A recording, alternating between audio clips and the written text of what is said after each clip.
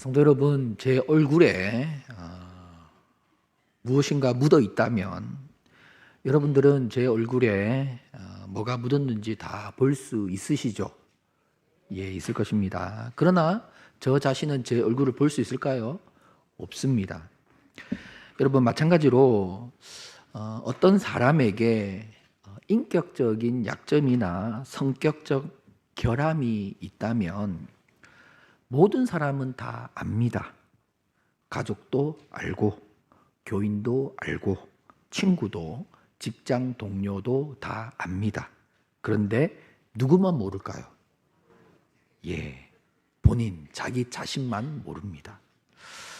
내 얼굴에 뭐가 묻었는지를 내 자신이 볼 수 없다는 사실, 이것이 우리 인생이 가진 한계, 또 우리의 문제가 아니겠습니까?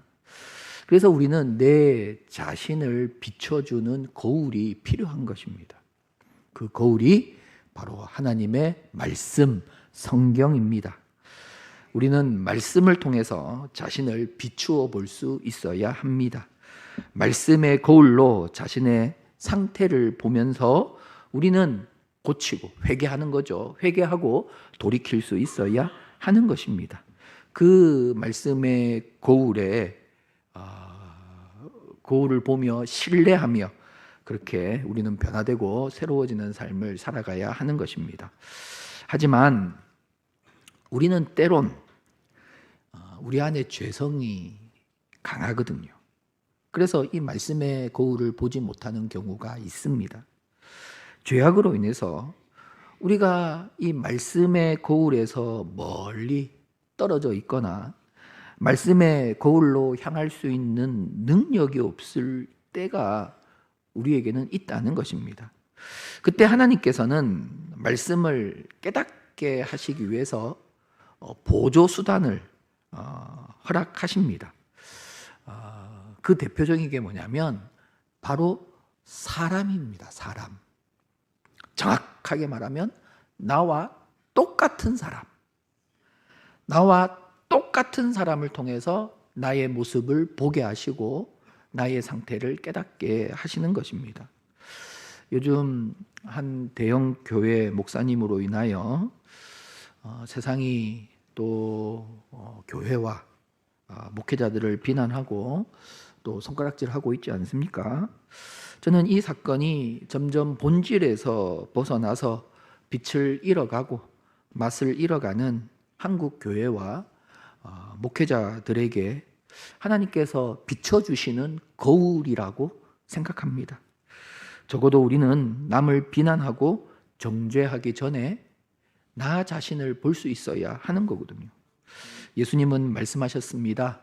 어찌하여 형제의 눈 속에 있는 티는 보고 내 눈 속에 있는 들보는 깨닫지 못하느냐. 그렇습니다. 우리는 먼저 우리 자신을 돌아볼 수 있어야 합니다. 그것이 우리를 향하신 하나님의 고백입니다. 하나님의 뜻입니다. 제가 참 부끄럽지만 지난 주에 이 고신 교단에서 주최하는 상생 컨퍼런스가 있었습니다. 1박 2일로 있었는데요. 교단에 속한 이제 모든 노회에서 몇 명씩, 그리고 목사들은 동기 기수가 있거든요. 동기별로 3명씩 컨퍼런스에, 상생 컨퍼런스에 참석을 하게 했는데요. 제가 동기 대표로 이렇게 참석을 하게 되었는데요. 이 상생 컨퍼런스에 고신 교단의 모든 총회 임원들이 다 오고 다 참석을 하게 됩니다. 저는 이 총회 임원으로 참석하게 되는 최근에 문제가 된 그 목사님께 사실 할 말이 있었습니다. 상생 컨퍼런스, 교회의 상생을 논의하자는 거죠. 대형 교회와 미자립 교회의 상생을 논의하자는 거죠. 도시교회와 시골 교회, 그리고 각 지역 교회들이 교단을 넘어서 서로 함께 상생하는 방안을 논의하자는 거죠.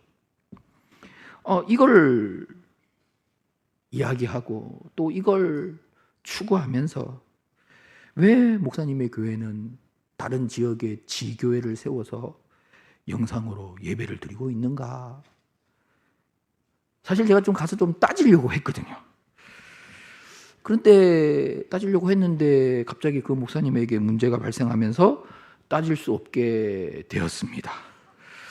그런데 이제 이번 주에 말씀을 준비하면서 하나님께서 저 자신을 보게 하시더라고요. 그리고 우리 교회를 보게 하셨습니다. 그리고 저도 크게 다르지 않다는 것을 깨닫게 하셨습니다. 결국 내 안에도 나만을 위하고 내 교회만을 위하는 모습이 있다는 것을 알게 하셨습니다. 나도 똑같으니 남을 보면서 그렇게 못마땅해 하며 비난했던 것이 아니겠습니까? 우리가 흔히 때리는 시어머니보다 말리는 시누이가 밉다라고 말을 하지 않습니까?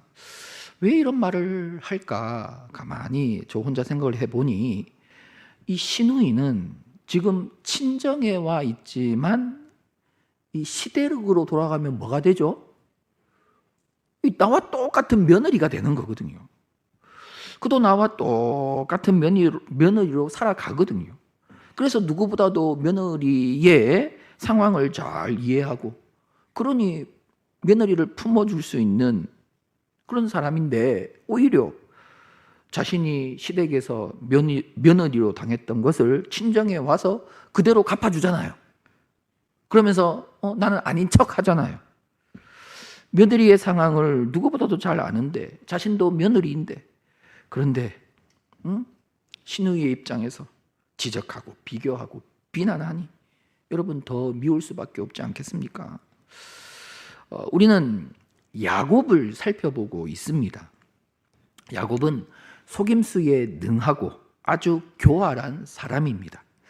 그리고 집착이 심합니다.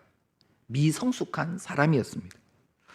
그러니 형의 장자의 명분을 그렇게까지 교활하게 빼앗으려고 했던 것이 아닙니까? 또한 장자의 축복을 가로채고자 그렇게 대담하게 아버지와 형을 속였던 것이 아닙니까? 하나님은 그 사람 야곱을 하란으로 가게 만드셨습니다. 외삼촌 라반의 밑에서 20년을 보내게 하셨습니다. 여러분, 하나님은 왜 야곱을 하란으로 외삼촌 라반에게로 보내셨을까요? 그것은 라반이 야곱보다 더 잘 속이고 더 잘 빼앗는 사람이기 때문입니다. 야곱보다 더 많은 집착 속에서 살아가는 사람이었기 때문입니다. 그래서 라반이 찾아온 야곱이 참 일을 잘한다는 것을 알게 되자 야곱을 자신의 집에 그렇게 잡아두지 않습니까? 야곱이 결혼을 위해서 왔다는 것을 알고 또 자신의 딸 라헬을 사랑한다는 것을 알고 간파하고 교활한 방법을 통해서 야곱을 속이며 자그마치 14년을 무보수로 일하게 만들지 않습니까? 여러분, 이런 희대의 사기꾼이 어디 있습니까? 그 덕에 라반은 정말 어마어마한 부자가 되었던 것입니다. 그리고 이후로는 야곱에게 품삯을 정하고 일을 하게 하지 않습니까? 야곱이 점이 있고 아롱진 것이 자신의 품삯이 되게 하라고 요구하자 당장 라반이 어떻게 합니까? 점 있고 아롱진 모든 것을 다 골라내어 자신의 아들들에게 다 맡겨버리지 않습니까? 그리고 야곱은 자신의 몫이 되지 않는 하얀 양들만 그렇게 치게 만들지 않습니까? 그리고 아들들이 치는 양과 야곱이 치는 그 하얀 양이 서로 만나지 않도록 그렇게 3일길을 떨어뜨려 놓지 않습니까? 그리고 이후로 그래도 막 하나님께서 야곱에게 역사하시니 10번이나 이거는 수없이죠. 그렇게 품삯을 막 속이고 또 계속해서 야곱을 사기치지 않습니까? 여러분, 라반이 이렇게 교활하고 속임수에 능한 사람이었습니다. 그리고 야곱 때문에 라반이 큰 부자가 되었음에도 불구하고 여전히 라반은 재물에 집착하는 거거든요.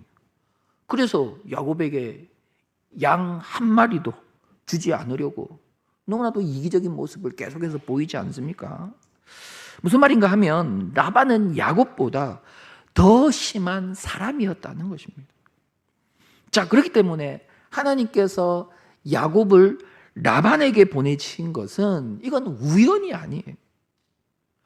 칼빈은 이 장면에서 야곱이 라반을 만난 것은 하나님의 의도다, 이렇게 표현하고 있습니다. 하나님의 의도. 무슨 말인가 하면 하나님께서 야곱을 고치시고 새롭게 변화시키려고 의도적으로, 고의로, 강제로 라반에게 보내셨다는 거예요. 그렇습니다. 그런 측면에서 야곱에게 라반은 또 다른 광야거든요. 야곱에게 라반은 학교거든요. 라반이라는 학교, 라반이라는 거울이거든요. 이 라반이라는 거울, 라반이라는 학교를 통해서 야곱은 자신을 돌아보게 되는 거죠. 자신의 연약함과 잘못을 깨닫게 되는 거죠. 그러면서 야곱의 인격과 성품이 다듬어지고 그의 믿음과 신앙이 자라게 된다는 것입니다. 여러분, 야곱은 정말 중요한 현장이죠. 장자의 축복이 이루어지는 그 현장에서 아버지와 형을 속였지 않습니까? 그와 똑같이 정말 중요한 현장이죠. 자신의 결혼식만큼 중요한 현장이 어디 있습니까? 그 현장에서 반대로 라반에게 사기를 당하고 있는 거예요. 야곱은 너무나도 배가 고파서 이건 다른 선택의 여지가 없거든요. 그런 다른 선택의 여지가 없었던 형 에서에게 교활하게 팥죽 한 그릇을 주면서 장자의 명분을 빼앗아 버리지 않았습니까? 그와 동일하게 야곱은 이 타향살이를 하는데 그에게는 힘도 없고 다른 선택의 여지가 없는 거거든요. 타향에서 무슨 선택의 여지가 야곱에게 있었겠습니까? 그 상황을 라반은 똑같이 이용하는 거예요. 교활하게 선택의 여지가 없는 야곱을 그렇게 사기치면서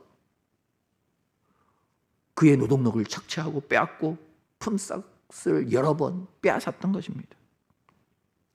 자, 보십시오. 야곱이 자신과 똑같은 사람을 만났잖아요. 자신이 했던 똑같은 일을 그대로 자신이 당하잖아요. 여러분, 이를 통해서 야곱은 자신을 보게 되는 거예요. 자신의 연약함을 깨닫게 되는 거예요. 사랑하는 성도 여러분, 우리도 때론 라반과 같은 사람을 만날 때가 있습니다.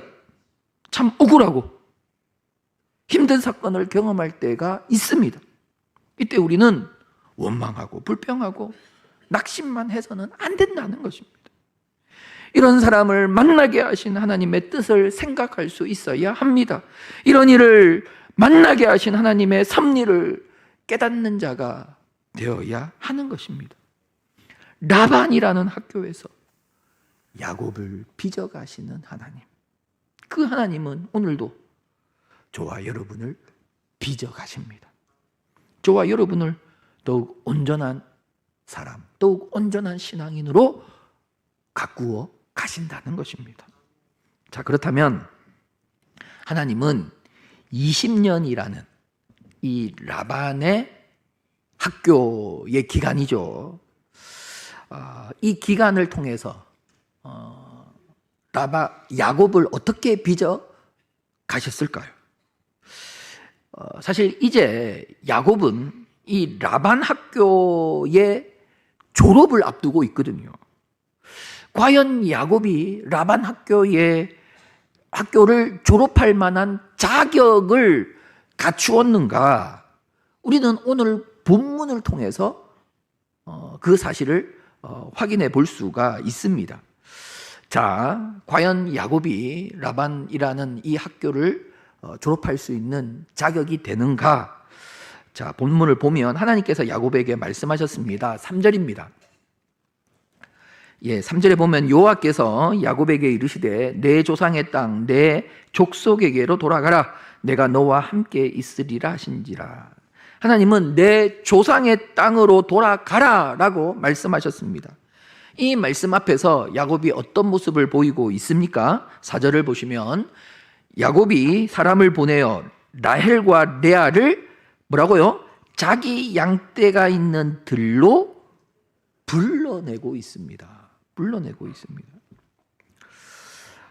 야곱은 자신의 아내인 라헬과 레아를 자신이 있는 이 들로 불러내어서 모든 상황을 설명하면서 하나님의 뜻을 알려주고 있는 것입니다. 야곱은 자신의 아내들이 있는 장막으로 가서 이야기하는 것이 아니라 그녀들을 불러내어 이 들로 불러내어 이 광활한 들로 불러내어 이야기를 했다는 것입니다. 왜 그랬을까? 아마 야곱은 장막에서 아버지와 이삭이 이야기하는 것을 어머니 리브가가 다 엿들었거든요. 그리고 여러분 아시다시피 그런 모든 일들을 다 계획했지 않습니까? 그래서 다른 사람들이 듣지 못하도록 아내들을 양떼가 있는 이 광활한 들로 오면 뭐 누가 듣겠습니까? 여기로 불러내는 거예요. 또한 한편으로 야곱이 아내들에게 이제 지금 이 시점이 이제 20년이 된 이제 품삯을 정하고 일을 한 이제 6년이 다 지나가는 그 시점이거든요. 자, 그래서 이미 어마어마한 이제 가축대를 거느리게 되었죠. 재산을 거느리게 되었습니다. 그것을 이제 아내들에게 보여주는 거죠. 보여주는 거죠. 이 많은 양떼는 결국 우리와 우리 자식들의 소유고 우리를 위한 것인데, 그런데 당신의 아버지와 오빠들이 이걸 뭐 빼앗을 수도 있다. 그렇게 이야기하면서 일종의 실물을 보여주면서 아주 현실감 있게 생동감 있게 그렇게 그들이 피부로 느낄 수 있게끔 상황을 그렇게 이야기했던 것입니다. 여러분, 이게 뭐냐면 이전에 이 야곱의 교활함이 이제는 지혜로 탈바꿈한 그런 장면이에요. 그런 모습이에요. 지금 야곱은 아내들을 막 과장되게 해서 막 속이거나 아내들의 생각을 막 좌우할 생각이 전혀 없는 거거든요. 그냥 아주 현장에서 현장감 있게 현실을 직시하도록 도와주고 있는 거거든요. 여러분, 야곱의 교활함이 지혜로 변했다는 것입니다. 그리고 중요한 것은 고향으로 돌아가는 이 중대한 문제를 가지고 아내들과 상의를 하고 있다는 거예요. 물론 오늘날에는 가정의 중요한 문제를 남편과 아내가 함께 상의하는 것은 이건 뭐 누구나도 당연한 거죠. 그리고 요즘은 점점 아내들이 결정권을 더 가지더라고요. 저희 집만 그런지 모르겠지만 아무튼 그러나 이 고대 가부장적인 사회, 가장의 결정이 곧 법이 되는 사회 속에서 이렇게 아내와 상의한다는 것은 그만큼 여러분 야곱이 성숙했다는 거거든요. 성숙했다는 거거든요. 그리고 여러분 야곱의 신앙을 한번 보십시오. 저는 본문을 묵상하면서 정말 이 지점이 정말 중요하다. 여러분 이걸 이제 깨닫게 되었는데요. 여러분 5절을 한번 보실까요? 그들에게 이르되 내가 그대들의 아버지의 안색을 본즉 내게 대하여 전과 같지 아니하도다. 그러할지라도 뭐라고 합니까? 내 아버지의 하나님은 나와 함께 계셨느니라. 여러분, 야곱은 자신이 처한 상황을 자신과 라반의 관계로 이해하지 않습니다. 누구와 누구와의 관계죠? 자신이 아니라 하나님과 라반의 관계로 그는 이해하고 있다는 것입니다. 6절과 7절을 보십시오. 그대들도 알거니와 내가 힘을 다하여 그대들의 아버지를 섬겼거늘 그대들의 아버지가 나를 속여 품삯을 10번이나 변경하였느니라. 그래서 내가 입니까? 아닙니다. 그러나 누가요? 하나님이 그를 막으사 나를 해하지 못하게 하셨으며. 그렇습니다. 야곱은 자신과 라반의 구도가 아닙니다. 자신과 라반의 대결 구도가 아니라는 것입니다. 자신과 라반이 아니라 누가요? 하나님과 라반의 대결로, 하나님과 라반의 구도로 그의 삶을 그렇게 이해하고 해석하고 이끌어가고 있다는 것입니다. 8절과 9절을 보십시오. 그가 이르기를 점 있는 것이 내 삭시 되리라 하면 온 양떼가 낳은 것이 점 있는 것이요 또 얼룩무늬 있는 것이 내 삭시 되리라 하면 온 양떼가 낳은 것이 얼룩무늬 있는 것이니 하나님이 이같이 그대들의 아버지의 가축을 빼앗아 내게 주셨느니라. 하나님이, 내가 아니라, 내가 따지고 내가 빼앗아 온 게 아니라, 여기서 빼앗다는 것은 맹수가 짐승을 물어갈 때 그 입속에서 낚아채는 걸 말하는 거거든요. 내가 빼앗아 온 것이 아니라 누가요? 하나님. 여러분, 야곱은 자신과 라반과의 대결, 그런 구도가 아니라 철저하게 자신을 대신해서 누구시죠? 하나님이. 하나님과 라반의 구도로 모든 것을 이해하고 그렇게 받아들이고 연결시키고 있는 것입니다. 여러분, 이 본문에서 바로 우리는 이 점을 볼 수 있어야 합니다. 이 점을 깨달을 수 있어야 합니다. 제가 본문을 묵상하면서 여기에서 큰 깨달음을 얻었거든요. 그렇다. 이것이 신앙이다. 이것이 믿음이다. 내가 아니라 하나님이시다. 하나님이 나를 대신하셔야 한다. 내가 앞서지 않고, 내가 나서지 않고, 하나님이 나를 대신하셔서 하나님이 나보다 앞서셔야 한다. 여러분, 그거거든요. 이게 신앙이지 않습니까? 이게 믿음이지 않습니까? 여러분, 여호수아를 잘 아실 것입니다. 여호수아는 위대한 지도자 모세의 뒤를 이어서 이 백성들을 인도해야 했거든요. 그리고 이 백성들을 이끌며 그 가나안 땅에 아낙 자손을 비롯한 그 칠족속과 전쟁을 해야 했거든요. 그 땅을 정복해야 했거든요. 여러분, 여호수아 입장이 되었다라고 생각해 보십시오. 그 위대한 지도자의 뒤를 이어서 이 더 큰 일을 감당해야 할 때 얼마나 두려웠을까요? 얼마나 막막했을까요? 진짜 저 같으면 이거 소화도 안 되고 잠도 안 오고 너무나도 힘들고 여러분 어려웠지 않았겠습니까? 그래서 여호수아가 너무나도 답답한 심정으로 그렇게 여리고성을 보러 가지 않습니까? 그때 여호수아는 칼을 빼어든 한 사람을 만나게 됩니다. 그 사람이 여호수아에게 뭐라고 이야기했습니까? 여호수아 5장 14절을 보십시오. 나는 여호와의 군대 대장으로 지금 왔느니라 하는지라. 여호수아가 얼굴을 땅에 대고 엎드려 절했습니다. 나는 여호와의 군대 대장으로 지금 왔느니라. 여러분, 무슨 말입니까? 여호수아가 이 백성들을 도대체 어떻게 이끌어야 하는가? 이 백성들을 이끌고 저 견고한 성읍을 어떻게 점령해야 하는가? 수많은 대적들, 이 가나안 7족속들을 어떻게 싸워야 하는가? 너무나도 힘들고 답답하고 어려웠거든요. 그런데 하나님께서 군대 대장으로 찾아오셨다는 것입니다. 하나님께서 대장이 되셔서 요수아를 대신해 주신다는 것입니다. 요수아를 대신해서 이 백성들을 이끌어 주시고 요수아를 대신해서 이 백성들을 이끌고 싸워 주신다는 것입니다. 그렇습니다. 하나님이 친히 내 앞서 행하시고 대장이 되어 주신다는 것입니다. 여러분, 이것이 바로 신앙이라는 것입니다. 이것이 바로 믿음이라는 것입니다.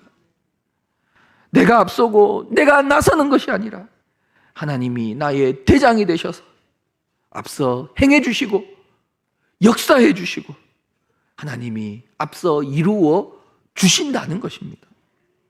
야곱은 지금 이 믿음과 이 신앙에 굳게 서 있는 것입니다.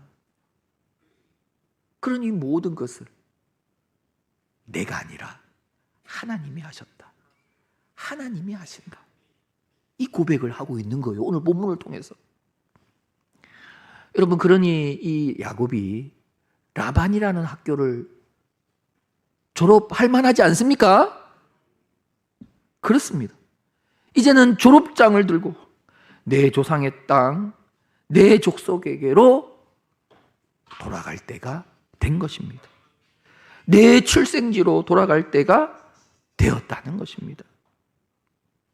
그래서 하나님은 야곱을 라반이라는 학교에 입학하도록 그의 환경을 몰아가셨듯이 이제 20년이 지나서 반대로 라반이라는 학교를 졸업하도록 하나님은 모든 환경을, 야곱의 환경을 몰아가시는 거예요. 여러분, 야곱도 사람인데 하란에서 20년을 살았고 여기서 결혼했고 여기서 많은 자녀들을 낳았고 여기서 이제 많은 재산을 얻게 되었고 기반을 다 쌓았는데 여러분, 이곳을 떠나기가 쉽겠습니까? 어렵거든요. 그래서 라반과 그의 아들들의 안색이 변하고 태도가 달라지게 하셔서 이제는 돌아가지 않으면 안 되도록 하나님께서 이끌어 주고 계시는 것입니다. 그리고 그의 아내 라헬과 레아도 더 이상 아버지와 고향에 미련을 두지 않도록 또 하나님께서 그 상황을 이끌어 가셨던 것입니다. 그래서 아내들을 통해서도 하나님은 말씀하십니다. 16절을 보십시오. 하나님이 우리 아버지에게서 취하여 가신 재물은 우리와 우리 자식의 것이니 뭐라고 합니까? 이제 하나님이 당신에게 이르신 일을 다 준행하라. 다 준행하라. 사랑하는 성도 여러분, 야곱을 향하신 하나님의 뜻과 계획이 있습니다. 그것을 야곱은 깨닫게 되었다는 것입니다. 이 라반의 학교에서 라반이라는 거울을 통해서 자신을 깨닫고 하나님을 깨닫게 되었다는 것입니다. 그래서 그는 그 하나님을 전적으로 믿고 이제는 그 하나님을 앞세우는, 그래서 그 하나님이 하시는 일을 신뢰하며 그 하나님께 순종하고 그 하나님의 뜻대로 준행하는 삶을 살아가게 되었다는 것입니다. 사랑하는 성도 여러분, 오늘 우리도 우리의 삶을 향하신 하나님의 뜻과 계획이 있음을 믿으시기 바랍니다. 그 하나님을 신뢰하시고 비록 내 인생에 라반이 찾아오더라도, 광야가 다가오더라도 하나님은 내 인생을 결코 헛되지 않게 하신다는 사실을 여러분 믿으시기 바랍니다. 그 인생의 라반, 그 인생의 광야에서 하나님을 앞세우시기 바랍니다. 그리고 그 하나님의 뜻에 순종하며 그 하나님의 말씀에 준행할 수 있기를 바랍니다. 반드시 저와 여러분의 삶을 책임지시고 인도하시는 그 하나님을 경험하는 이 믿음의 굳게 선 저와 여러분이 될 수 있기를 축복합니다.